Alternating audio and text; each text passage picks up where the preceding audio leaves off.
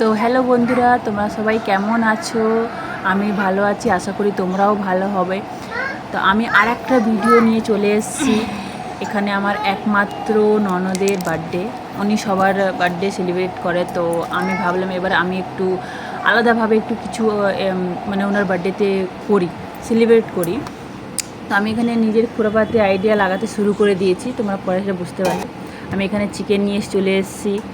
আর এবারে ভাবলাম কেক, মানে সববারই আমি কেক নিজে হাতে বানিয়ে আমার ননদকে কাটাই। তো এবারে আমি নিজের হাতে কেক বানিয়েছি, হোমমেড কেক, নিরামিষ কেক, মানে কোনো এগ ফেক কিছু হবে না। এখানে মেল্ট করে আমি ঢাকা দিয়ে দিয়েছি কিছুক্ষণের জন্য। হ্যাঁ, তোমাদেরকে পরে দেখাবো।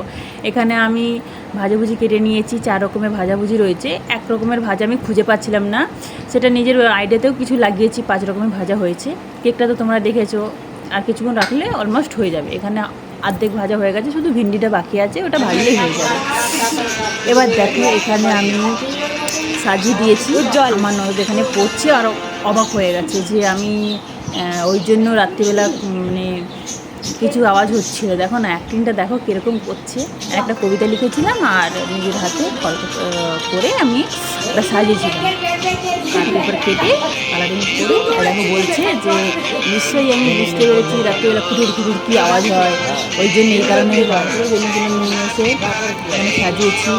এখানে সামনে কেক রেখেছি, 4 মানে 1 রকমের ভাজা পাচ্ছিলাম না বলে পেঁয়াজটা কেটে রেখেছি। এই দেখো বলছি যে এই আইডিয়াটা আমার খুব ভালো লেগেছে, যে 5 রকমের ভাজার জন্য একটা আইটেম বাড়িয়েছে, ওটা পেঁয়াজ। জিনিসটা ওর আমার ভালো লেগেছে, কারণ মিষ্টি 5 রকমের ছিল। একটা মিষ্টি আমার শাশুড়ি আগেই তুলে খেয়ে নিয়েছে, তবুর আর হচ্ছে না। এখানে সবাই বসে আছে, আমার হাজব্যান্ড, আমার শ্বশুর শাশুড়ি, আমার ছেলে।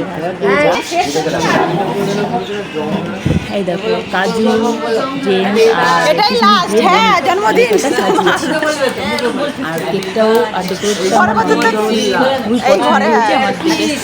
খুব ভালো লেগেছে। এখানে আমার ছেলেকে নিয়ে কাটাচ্ছে, দেখো তোমরা সবাই।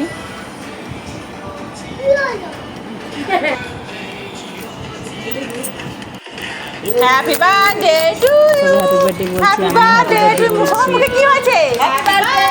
একটা মানুষ যখন সবার জন্য করে না, তো ওই মানুষটার স্পেশাল যেতে ইচ্ছা করে, যে কিছু স্পেশাল হোক, যাতে ও খুশি হোক, যে না এটা ভাবে যে আমি সবার বেলায় করি, কেউ আমার বেলায় এটা না করে, যেটা যাতে না ভাবে, ওই জন্য কিছু স্পেশাল করার চেষ্টা করলাম। এখানে দেখো আমি বোনকে, মানে আমার ননদকে গিফট দিয়েছি।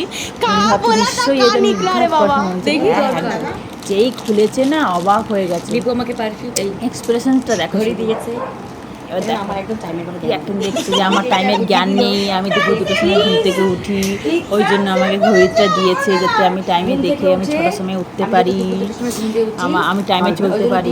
ঘড়িটা সবার পছন্দ এসছে, আমার শাশুড়ি এসে দেখছে যে ঘড়িটা কে দিয়েছে। বেশ ভালো তো, সুন্দর তো।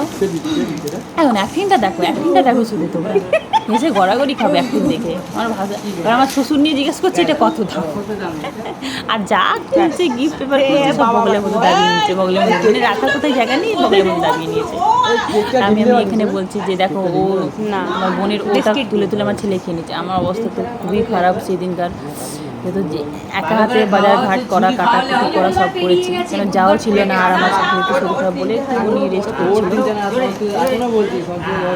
দেখো আবার বগলে তোলা যাবে, একটু পরে দেখবে। কিন্তু একটা জিনিস এটা যে একটু ঢিলা হয়েছে ঘড়িটা, তো আবার কাটাতে হবে, বড় হবে মনে। যাই হোক, বোনের এটা মানে আমার ননদের খুব ভালো লেগেছে, বলছে এটা আমার একটা দরকার ছিল,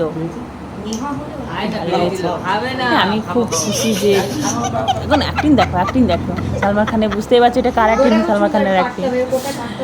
আমার বেশ ভালো লাগলো যে আমি করেছি, মানে আমি সব কিছু করেছি।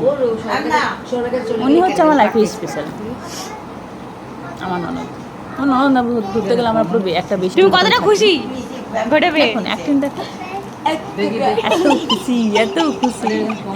তো ভিডিওটা এখানে শেষ করলাম। চলো টাটা, বাই, লাইক সাবস্ক্রাইব করে দিই।